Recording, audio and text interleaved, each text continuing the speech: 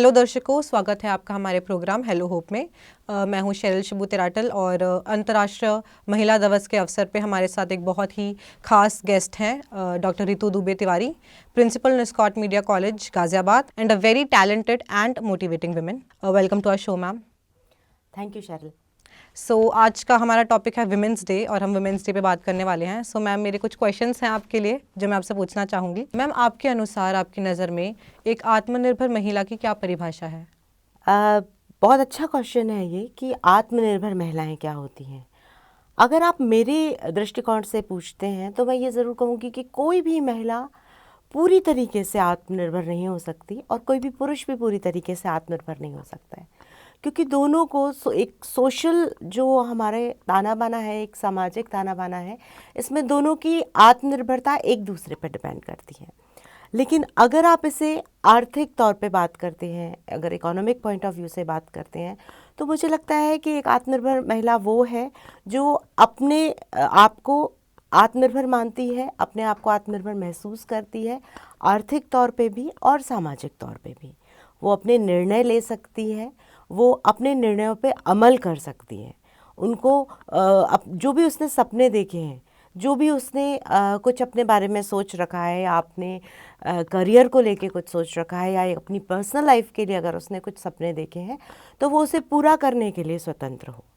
वो अपनी पूरी कैपेसिटी से अपने सपनों का पीछा कर सके और उन्हें पूरा कर सके। ऐसी महिला जो मानसिक तौर पे, शारीरिक तौर पे और आत्मिक तौर पे स्ट्रांग है, वही महिला आत्मनिर्भर है। True ma'am, very true. Ma'am, एक और चीज़ मैं आपसे पूछना चाहूँगी कि एक पुरुष प्रधान समाज में आपने अपने आप को कैसे सक्सीड किया? सबसे पहले जो आज का परिवेश है, हम इस परिवेश में थोड़ा सा, मुझे लगता है कि जो हम वुमेंस डे के लिए सेलिब्रेशन करते हैं या हम महिला दिवस को लेके जो इतना सारा कुछ सोचते हैं, उसमें कुछ थोड़ी सी सुधार की गुंजाइश मुझे महसूस होती है शेरिल। पुरुष प्रधान समाज का मतलब हमेशा सिर्फ मेल डोमिनेटिंग सोसाइटी की तरह से लिया जाता है। ये बिल्कुल सही है कि सिर्फ भारत में नहीं, बल्कि अगर आप और भी डेवलपिंग कंट्रीज़ या डेवलप्ड कंट्रीज़ में भी देखते हैं, तो सामाजिक जो पूरा स्ट्रक्चर है, सोशल स्ट्रक्चर है, उसमें पुरुष प्रधान है। इसका मतलब ये नहीं है कि वो इकोनॉमिकली हावी है। इसका मतलब ये भी है कि नंबर ऑफ जो मेल हैं वो कंपैरेटिव टू फीमेल के ज़्यादा है, अगर आप इस पॉइंट ऑफ व्यू से बात करती हैं। लेकिन जब हम आम बातचीत में इस शब्द को यूज़ करते हैं तो ये बहुत नेगेटिव सा इफेक्ट डालता है कि ऐसे पुरुष जो महिलाओं को बढ़ने देना नहीं चाहते, उन्हें सर्वाइव करने से रोकते हैं, उन्हें बांधते हैं, उनको वो सारे अवसर मतलब पाने से रोकते हैं जिसके लिए वो हकदार हैं, जिसे वो चाहें तो ले सके। राइट। समय बहुत बदल रहा है और मैं ये ज़रूर कहूँगी कि मैं सौभाग्यशाली हूँ इस बात में। हालांकि मैं एक बहुत उत्तर प्रदेश के एक बहुत पिछड़े हुए इलाके के एक छोटे से कस्बे से बिलोंग करती हूँ, ललितपुर से, जो बुंदेलखंड का एक पिछड़ा हुआ इलाका है। आज भी बहुत सारे इंफ्रास्ट्रक्चर डेवलपमेंट वहाँ नहीं हो पा रहे हैं। ऐसे में मैं ब्राह्मण फैमिली से बिलोंग करती हूँ, जो सो कॉल्ड ट्रेडिशनल फैमिलीज़ में माने जाते हैं। लेकिन इसके बावजूद भी मुझे याद नहीं है कि बचपन से लेके आज तक मेरे दादाजी ने, मेरे पिता ने, मेरे भाई ने, मेरे दोस्तों ने, मेरे टीचर्स ने, और शादी के बाद मेरे हस्बैंड या मेरे ससुर या मेरे देवर, जितने भी मेल रिलेटिव्स हैं, किसी ने भी मुझे कहीं भी किसी भी चीज़ के लिए रोका हो। इसके पीछे एक रीज़न और भी है। आपको खुद पे भरोसा होना चाहिए। ऐसा नहीं हो कि सिर्फ आप बराबरी के दौड़ में दौड़ रहे हैं और आप चीज़ों को लड़के झगड़ के नहीं। मुझे लगता है कि आप मानसिक तौर पे भी इस चीज़ के लिए तैयार रहिए कि अगर आपने एक बड़ा सपना देखा है तो कई बार आपको अपने रास्ते में 2 कदम पीछे भी आना पड़ेगा, 2 कदम या 10 कदम आगे जाने के लिए। तो मुझे लगता है सबसे पहले आपको अपने अंदर विश्वास होना चाहिए कि जो आप सोच रहे हैं, जो आप पाना चाहते हैं, वो सही है। क्योंकि 95% तो आपने अपनी लड़ाई वैसे ही जीत ली, क्योंकि आपको खुद पे भरोसा है। फिर आपको कन्विंस करना भी आना पड़ेगा। हर चीज़ आप लड़के झगड़ के या नारेबाजी करके प्रैक्टिकली ये पॉसिबल नहीं है, स्पेशली तब जब झगड़ा आपके अपनों के बीच में हो। ऑब्वियसली आपको कंपटीशन देने वाले या आपको रोकने वाले भी आपके ही अपने दायरे में आने वाले लोग हैं। तो मुझे लगता है कि आपने अगर अपने आप को किसी चीज़ को लेके कन्विंस किया है तो आपको दूसरों को भी वो कन्विंस करने की क्षमता होनी चाहिए। आप में वो भावनात्मक शक्ति होनी चाहिए, वो सोच होनी चाहिए कि जिससे आप सामने वाले को अपने जो थॉट प्रोसेस है उससे कन्विंस कर सके। और एज अ वुमेन मुझे लगता है कि ये इनबिल्ट क्वालिटी है। Yes ma'am. मैम, आपने अपने वर्क एनवायरनमेंट में और आसपास क्या प्रोग्रेस देखा है इक्वालिटी से related? Definitely I must say कि मैं पिछले 18 साल से एजुकेशन फील्ड में ही हूँ, तो लकीली जितनी भी नई जनरेशन्स हैं उनको बहुत करीब से जानने का मौका मिलता है, क्योंकि मुझे ऐसा लगता है कि बहुत सारी चीज़ें ऐसी हैं जो एक टीचर को अपने स्टूडेंट्स से सीखनी चाहिए, क्योंकि आप एक नई पीढ़ी का प्रतिनिधित्व करते हैं, आप रिप्रेजेंट करते हैं एक नई पीढ़ी को। तो आपके जो थॉट प्रोसेस है वो मुझे समझना चाहिए, और उनमें से जो भी चीज़ें मुझे लगता है कि मेरी नज़रों में बेहतर हैं वो मुझे अडॉप्ट भी करनी चाहिए। तो ये मैं ज़रूर कहूँगी कि जैसे जैसे जनरेशन्स आगे आ रही हैं, नई जनरेशन्स आ रही हैं, ये जेंडर इक्वलिटी वाली चीज़ बहुत अच्छे से इनबिल्ट बच्चों में, उनकी सोच में आ रही है। आई मस्ट से कि इसके लिए उनकी माएँ बहुत हद तक जिम्मेदार हैं। क्योंकि बच्चा पैदा होता है, उसे ये नहीं पता होता है कि वो मेल है या फीमेल है। सोसाइटी उसे ये बताती है कि ये लड़की है और एक ये लड़का है। मुझे लगता है कि एक एज तक सारे बच्चों को इस जो जेंडर डिस्क्रिमिनेशन है इससे दूर एक बच्चे की तरह पालना चाहिए, एक हेल्दी सोच के साथ में।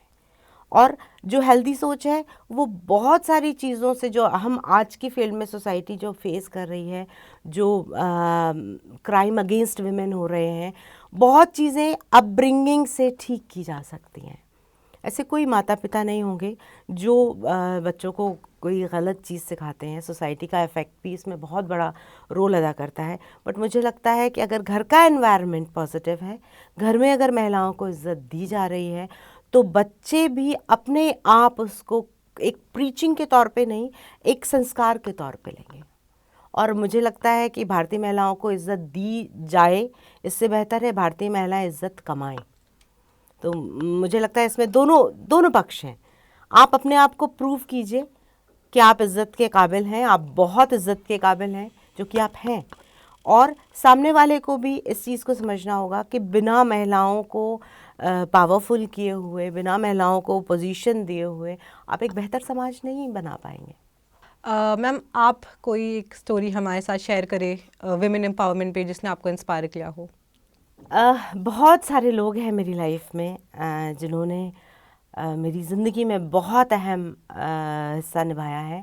मेरी ज़िंदगी के एक जो छोटे से सफ़र में जो, अगर आप फीमेल मेंबर्स की बात करती हैं, चाहे वो मेरी मदर हों, चाहे वो मेरी मदर इन लॉ हों, चाहे वो मेरी सिस्टर हों या मेरी सिस्टर इन लॉज हों, इन सब का मेरी लाइफ में बहुत इम्पॉर्टेंट रोल रहा है।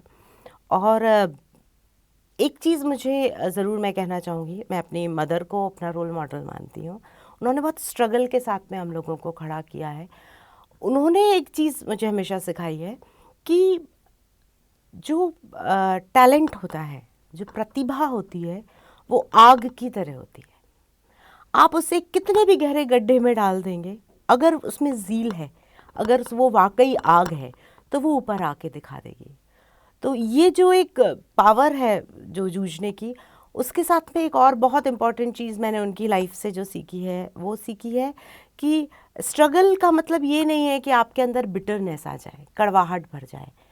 अगर आप किसी चीज़ को पाने के लिए स्ट्रगल करते हैं, अगर आप किसी चीज़ को पाने के लिए मेहनत करते हैं, मुझे याद है जब मैं यहाँ पे दिल्ली आई थी 2015 के आसपास, तब मेरा किसी से कोई परिचय नहीं था, मैं किसी को नहीं जानती थी। ऐसी स्थिति में यहाँ अपनी जगह बनाना और जो भी कुछ थोड़ा बहुत मैंने मुकाम हासिल किया है लाइफ में, बहुत लंबी जर्नी है, अभी बहुत आगे बढ़ना है, बहुत कुछ पाने की कोशिश कर रही हूँ मैं। लेकिन अभी जो कुछ भी मैंने छोटा जगह अपनी दुनिया में बनाई है, उसमें मेरे आसपास में रहने वाले मेरे टीचर्स, मेरे दोस्त, मेरे कुलीग्स, मेरे बॉस, इतने सारे लोगों का उसमें सहयोग है। तो जो भी स्ट्रगल हम करते हैं उसमें कड़वाहट आ जाती है लोगों के मन में। उनको लगता है हमने बहुत मुश्किल से कोई चीज़ पाई है, लेकिन अगर आप वाकई स्ट्रगल करते हैं ना शेरिल, तो आपको और ज़्यादा सेंसिटिव होना पड़ेगा उन लोगों के लिए जो स्ट्रगल कर रहे हैं। तो मुझे लगता है अगर यही फीलिंग सारी जो औरतें हैं, सारी जो लेडीज़ हैं, वो एक दूसरे के लिए रखें, एक दूसरे के स्ट्रगल को रिस्पेक्ट करें, एक दूसरे को रिस्पेक्ट करें, ख़ास तौर से कैरेक्टर को लेके कभी किसी के पीठ पीछे या आगे अगर कमेंट ना करें, तो बिलीव मी एक समय ऐसा आएगा कि जब मुझे नहीं लगता महिला दिवस की ज़रूरत होगी, क्योंकि सबसे बड़ा सपोर्ट सिस्टम औरत ही औरत का है। जिस दिन ये कंपटीशन, ये इनसिक्योरिटीज़ हम कुछ हद तक कम करके एक दूसरे को सपोर्ट कर सकते हैं, उस दिन इन सारी चीज़ों की कोई ज़रूरत नहीं होगी। यस। लास्टली मैम, आप हमारे महिला दर्शकों को क्या मैसेज देना चाहते हैं इंटरनेशनल वुमेंस डे पे? इंटरनेशनल वुमेंस डे पे मैं एक बात कहना चाहती हूँ कि 2 चीज़ें हैं जो हमें स्ट्रॉन्ग बना सकती हैं। पहली चीज़, आपको बैलेंस आना चाहिए। दूसरी चीज़, आपको प्रायोरिटीज़ डिसाइड करनी होंगी। बैलेंस का मतलब है, मैं ऐसी महिलाओं को कभी भी सक्सेसफुल महिलाओं में नहीं गिन पाऊंगी जिनकी लाइफ में बैलेंस नहीं है। आप एक सेटिस्फैक्ट्री, एक शांत पारिवारिक जीवन भी आपकी जिम्मेदारी है। Being a mother, being a wife, being a mother, being a daughter in law, being a daughter, कुछ रिस्पॉन्सिबिलिटीज़ ऐसी हैं जो आपको निभानी पड़ेंगी। प्लस वर्क फील्ड में आप जहाँ काम करते हैं, वहाँ भी आपकी बहुत इंपॉर्टेंट जिम्मेदारी है। आपको बैलेंस आना चाहिए कि कब किस चीज़ की प्रायोरिटी आपकी लाइफ में है। जब जिस चीज़ की प्रायोरिटी आपकी लाइफ में है, आपको उस चीज़ के लिए काम करना पड़ेगा। अगर ये 2 चीज़ें आपकी लाइफ में हैं, बैलेंस और प्रायोरिटी, तो आप ऑटोमेटिकली पावरफुल हो जाएंगे। पीस ऑफ माइंड बना के रखिए।